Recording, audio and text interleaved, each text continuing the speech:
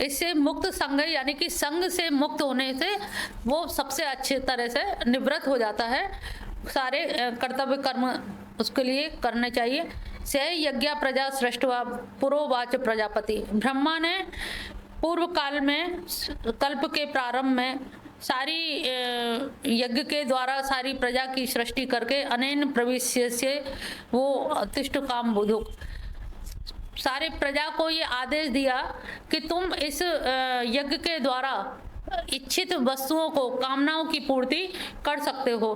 तुमको ये दे दिया है कि एक तो तुम अपनी वृद्धि को प्राप्त हो और ये यज्ञ तुम लोगों को इच्छित फल भोग प्रदान करने वाला हो, क्योंकि यज्ञ के द्वारा ही उन्होंने प्रदान किया है। देवान भाव्यता ताने ते देवा भाव्यंतु। तुम देवताओं की भावनाओं के द्वारा पूजा करो तो देवता तुम्हारी इच्छाओं को पूरी करेंगे। परस्पर भाव्यंत और परस्पर एक दूसरे से इसी तरह से मेल जोल करके रहो, ऐसी प्रजापति की आज्ञा। इष्टान भोगानि विदेवा दासन्ते यज्ञ भाविता। यज्ञ के द्वारा चढ़ाए हुए या बढ़ाए हुए देवता तुम लोगों को इच्छित भोग निश्चय ही देते रहेंगे। वो उन देवताओं के द्वारा दिए हुए भोगों को जो पुरुष इनको बिना दिए, और हम लोग करते क्या है, यहाँ पे स्तेन शब्द आया है यानी कि चोरी करते हैं। अगर आप देवताओं को ना प्रदान करें, जैसे पंच यज्ञ की कहा गया है कि अग्नि में पहले देते थे, अब तो लोग नहीं देते हैं जब से गैस के चूल्हे आ गए। चिड़िया को चुगाते थे, कुत्ते को एक रोटी, गाय को एक रोटी, अग्नि को, तो ये सब जो देते थे, उन्होंने कहा कि जब हम लोग सुबह जल भरते हैं या चक्की पीसते थे, पहले जो पुरानी परंपरा थी, तो उसमें कहीं ना कहीं जीव की हिंसा हो जाती थी।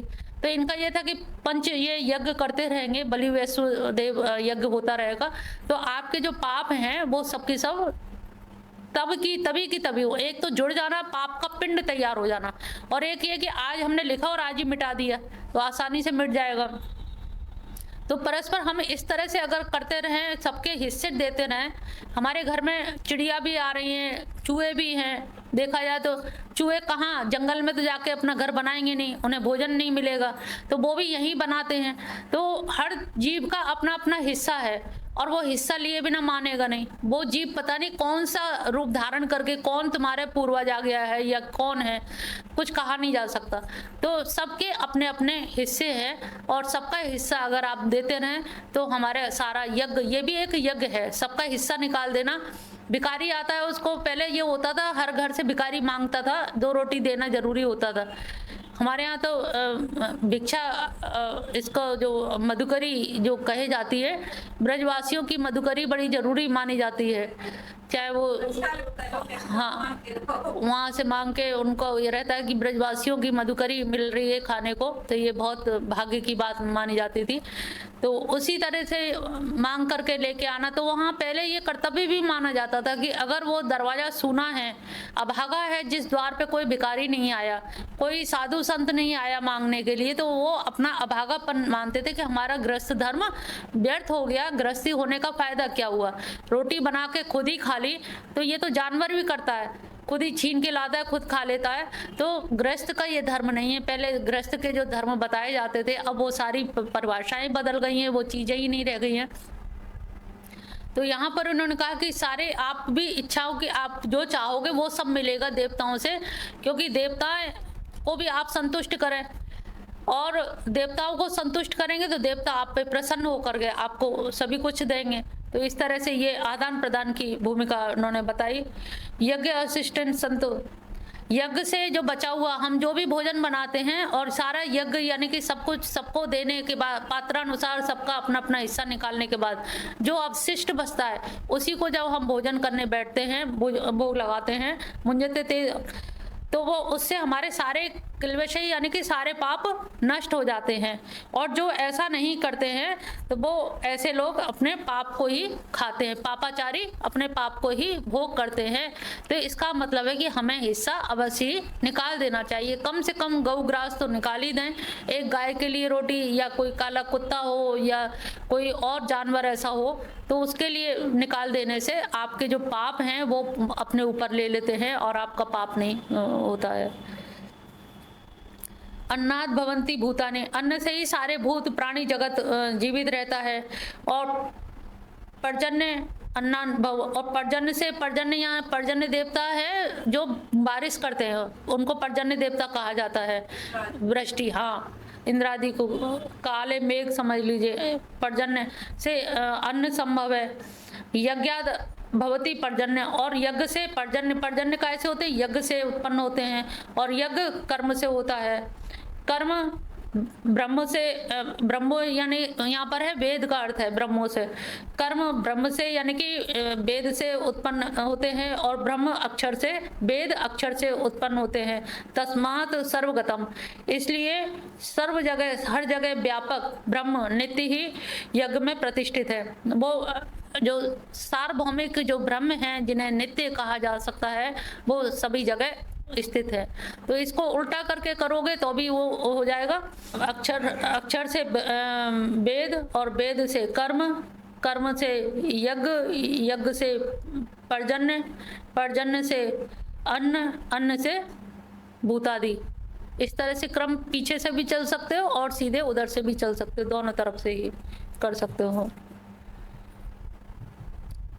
एष प्रवर्तितम चक्रम नानुवर्तनीय ये अघायुरीन्द्रियामे मोक्षम पार्थ सा जीवती। हे पार्थ, जो मनुष्य इस श्लोक में इस प्रकार परमात्मा से प्रचलित सृष्टि, ये कौन सा है? प्रवर्तित चक्रम, ये चक्र चल रहा है, चक्र के अनुसार अनुकूल व्यवहार नहीं बरतता, अपने कर्तव्य का पालन नहीं करता, वह इंद्रियों के द्वारा भोगों में रमण करने वाला पापायु मोघम पार्थ सा जीवती, वो व्यर्थ ही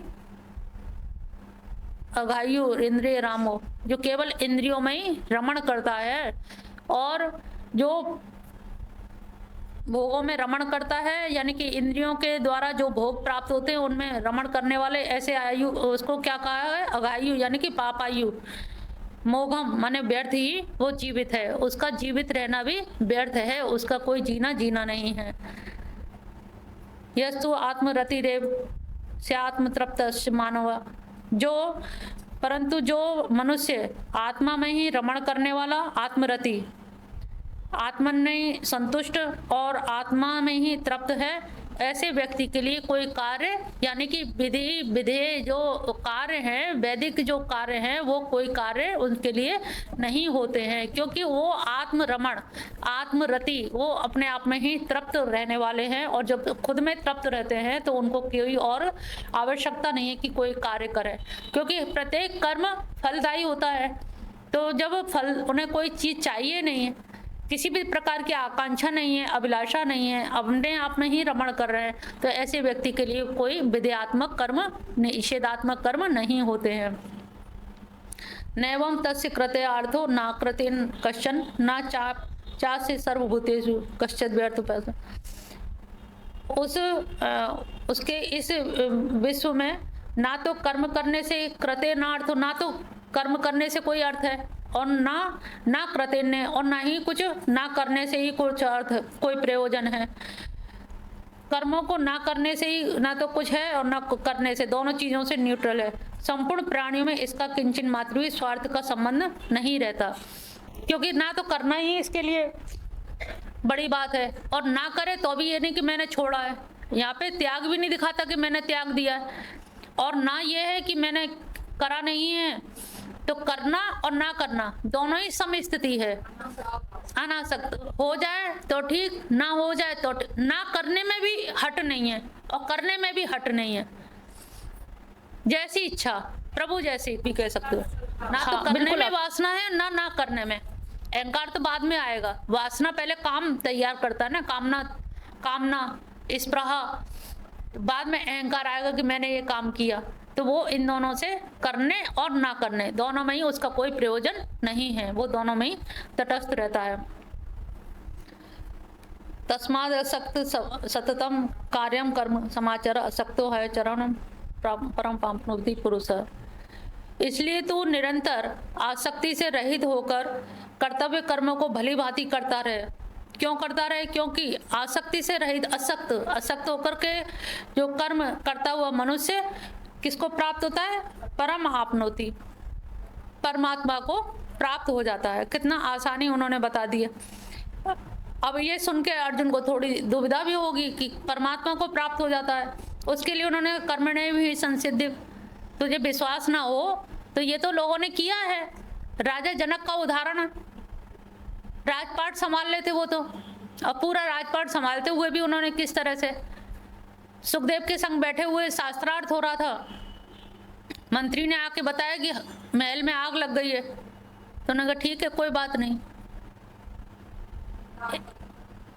एकदम अनासक्त लगाई नहीं, कले कि नहीं मैं थोड़ी जल रहा हूँ, महल जल रहा है ना, महल में लगी आग, मुझ में तो आग नहीं लगी है। तो ये पराकाष्ठा, तो ये देख करके सुखदेव जी को भी लगा कि ये स्थिति है, तो इसीलिए मुझे वहाँ भेजा है कि यहाँ ज्ञान लेने के लिए कि राजा होकर भी इतना अनासक्त भाव से अगर कोई कार्य कर सकता है तो इससे ज़्यादा और क्या कर्मयोग का, अनासक्त निष्काम कर्मयोग का उदाहरण होगा।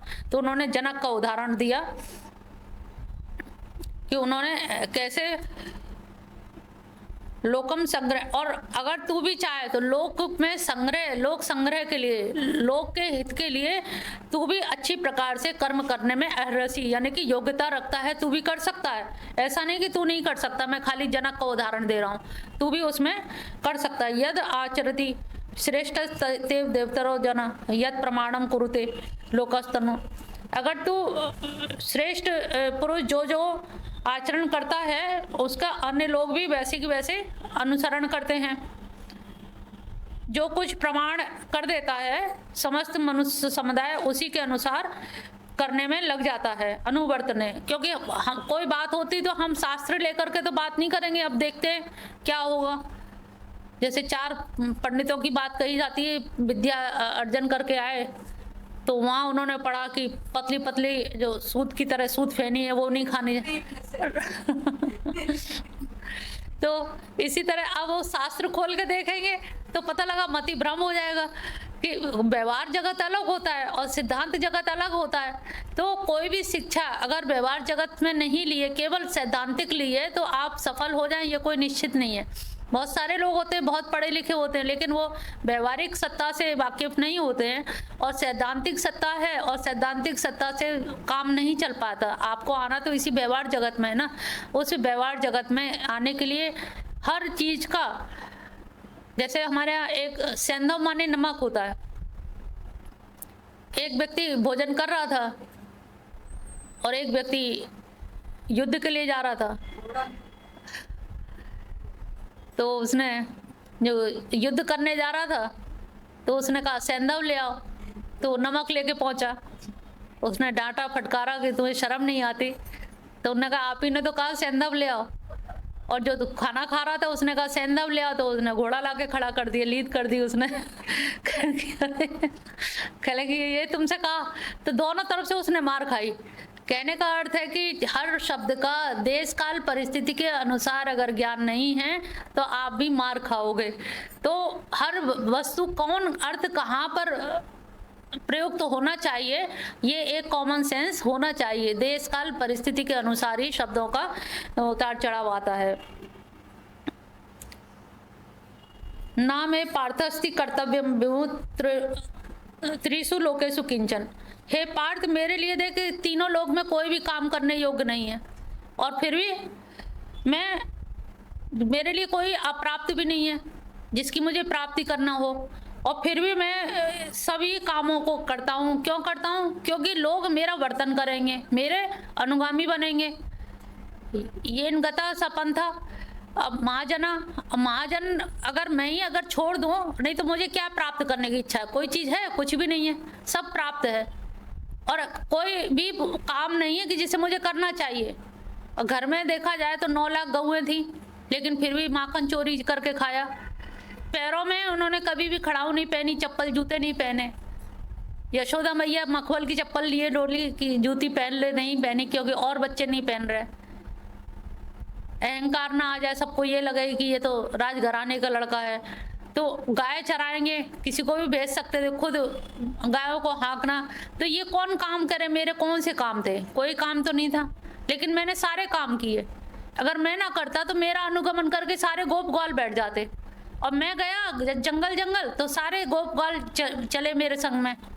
कोई जंगल जाता ही नहीं, मैं जहाँ बैठता वहीं बैठ जाते कि यहीं खेलेंगे। और मैंने खेल वहीं जंगल में रचा दिया, जंगल में मंगल कर दिया। और जंगल में मंगल करके गायों की भी सेवा हो गई। नहीं तो गाय की सेवा करना, जहाँ 9 लाख गौएं हो सकती हैं, क्या सेवक नहीं हो सकते थे? तो मैंने सारे काम किए, इसीलिए किए कि मेरा कोई अनुवर्तन करे तो ये ना उदाहरण दे कि अरे वो भी तो नहीं करते थे, तो ऐसा कोई उदाहरण ना दे। इसी के लिए मैंने सारे काम करने स्वीकार किए हैं, जबकि मेरे लिए कोई भी कार्य करना उपयोगी कोई ज़रूरत नहीं है, कुछ भी ज़रूरत ना होते हुए भी फिर भी मैंने सारे काम किए। यदि हम ना वर्ते, यदि मैं नहीं करता तो वही चीज़ आ गई है, मम वर्तमान वर्तते मनुष्य पार्थ सर्वस। अगर क्योंकि ये पार्थ यदि मैं नहीं करता, मैं सावधान होकर के कर्मण्य तंद्रिता, तंद्रिता मंत्र तंद्रा तोड़ करके अगर मैं होता, तो लोग कहते हैं आलस में देखो बड़े घर के लड़के देखो ये नहीं कर रहे। तो मैंने तंद्रा को भी, कोई चीज़ को भी आड़े नहीं आने दिया, और पूरी पूरी धूप में जंगल में जाना।